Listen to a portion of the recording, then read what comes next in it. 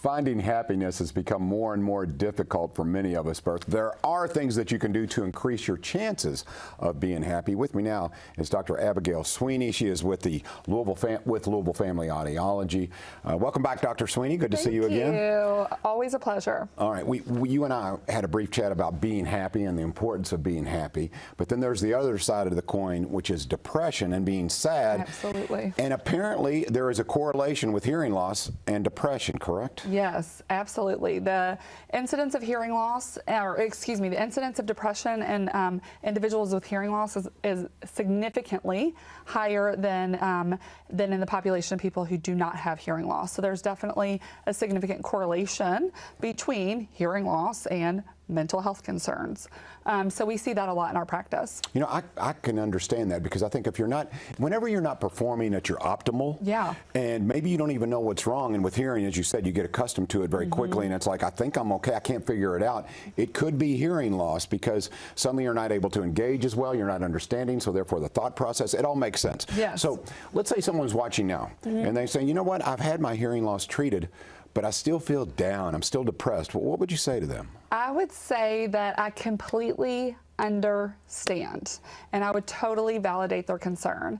You know, oftentimes patients come into me that I have fit with hearing instruments that are still frustrated, and they'll come to me and they'll say, Dr. Sweeney, I just feel like my hearing aids aren't working. And so, you know, I just kind of look at them and I ask, well, how do you feel like you should hear? And a lot of people feel like with hearing instruments, they should hear perfectly. And that is not the case, because with communication, and hearing is a form of communication, but with communication, there are 5 key elements with hearing loss in order to have successful communication. Only one of those 5 parts is the hearing instrument themselves. So you have the speaker, right? The listener, you have the environment, the technology, and then practice. So only one of the 5 elements is actually the hearing aid. The hearing aid can only do so much, and hearing instruments don't perfect hearing. They're simply a tool to help improve your overall audibility and ability to actually hear the signal. But we also have brain components, cognition issues that can contribute to difficulty hearing. The speaker, right? The speaker might not be speaking clearly, although that might be your hearing loss.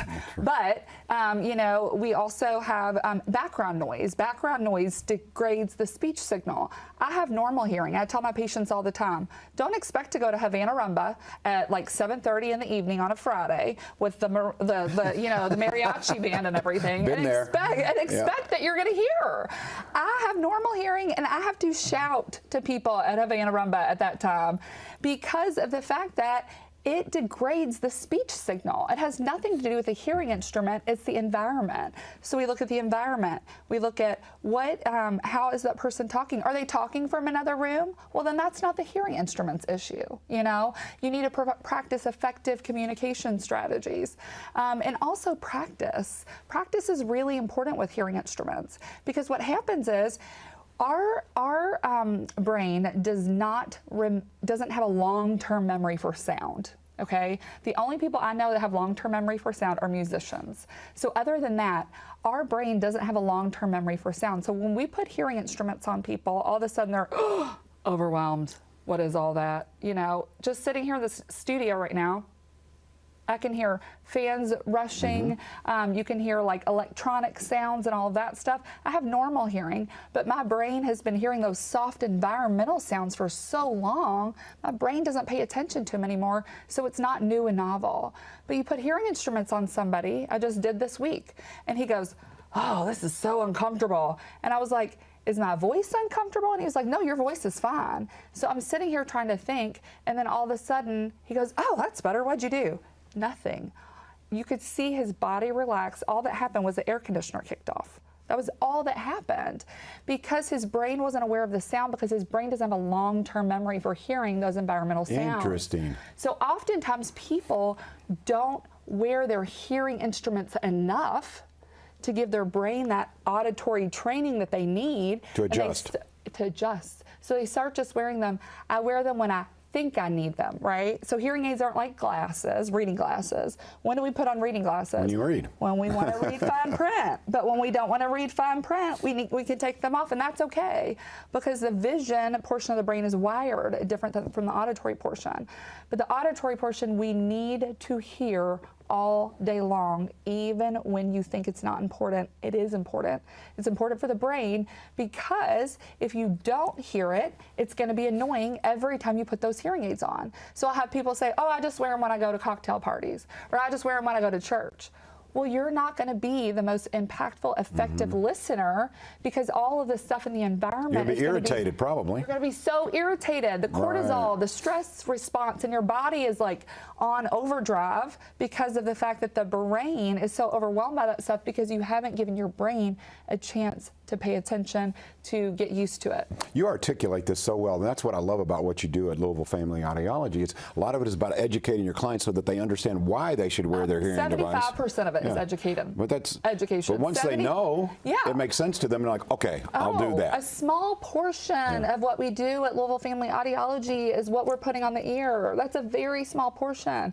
That's the difference between like us and a big box store, right? You can go get a hearing aid at a big box store, absolutely.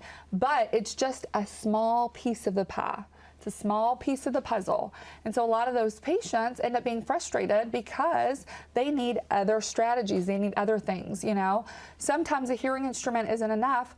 Counseling is important, but we also have other tools. We've got other assistive devices that can help patients who have difficulties in environments where hearing aids aren't enough. So we have other tools as well, besides just the counseling. Other technologies that we can pair with the hearing instruments to help patients kind of bridge the gap. And that's what I tell people. Hearing aids can only get us so far. All they're doing is providing audibility. All they're doing is turning the signal up. That's it.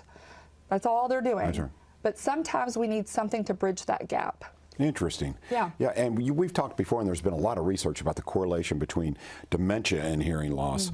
How often do you see a patient who is suffering from hearing loss, whether they're aware of it or not, and depression is a big part of the equation? Yes, Do you it's see such that a a good lot? question. Yeah. Yes, and what's so interesting is there are so many comorbidities with cognitive decline. So when people come into my office and we're talking about cognition and hearing, I am very, very careful to let them know, and very adamant and transparent that they know that I'm not saying hearing loss causes dementia at all, because that would be false. I don't want any patient to ever go anywhere and be scared to think, if I don't get hearing aids, I'm going to get dementia. That is not the message.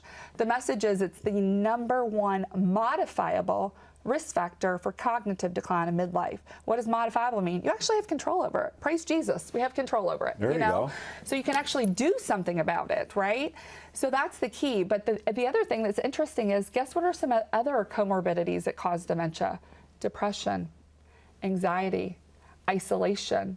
What does hearing loss cause? Isolation, depression, now I see why. anxiety. Right. So all of these comorbidities, the way that they're intertwined together, are other risk factors that cause cognitive decline. So guess what? If you treat the hearing loss, you very may well improve your depression, improve your anxiety, improve your isolation, you know? And the #1 reason the good Lord put us on this earth is to communicate, to be in relationship with one another.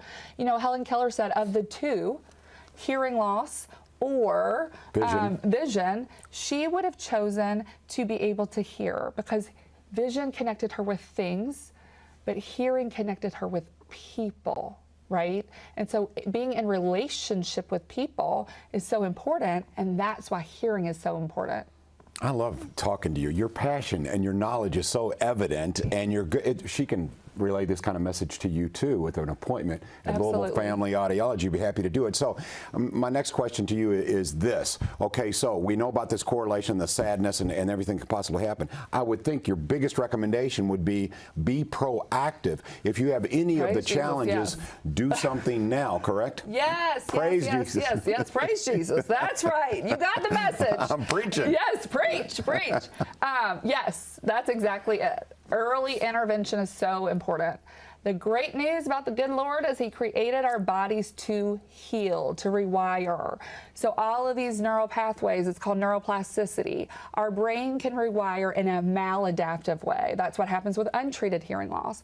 But guess what happens? If you catch it earlier enough, guess what the brain does? It rewires. It's amazing. I'm a complex PTSD survivor, and I had anxiety and depression, and my brain wired that way. But now, through the power of healing, my brain has rewired in a way that I no longer have anxiety and depression. So even though it's not hearing loss, it's still similar. Sure. Because it's still neural pathways. And so that's what's so amazing about the brain and about the way that we are designed, is that the earlier you can catch it, the more proactive you are, the better you off are long term. Because we don't want these pathways to get so ingrained that they're more difficult to rewire. Louisville Family Audiology. Thank you for the knowledge. This is good stuff. Yes. See, you know what scares me though? When she sits next to me, her hearing is so good that she hears my stomach grumbling and all this stuff. She does. No, but I hear you loud and clear. Everything you said made perfect sense. Good. Louisville Family Audiology. Once again, she is Dr. Abigail Sweeney, and there is the information on your screen. All right, coming up, let's talk about a very special happy hour.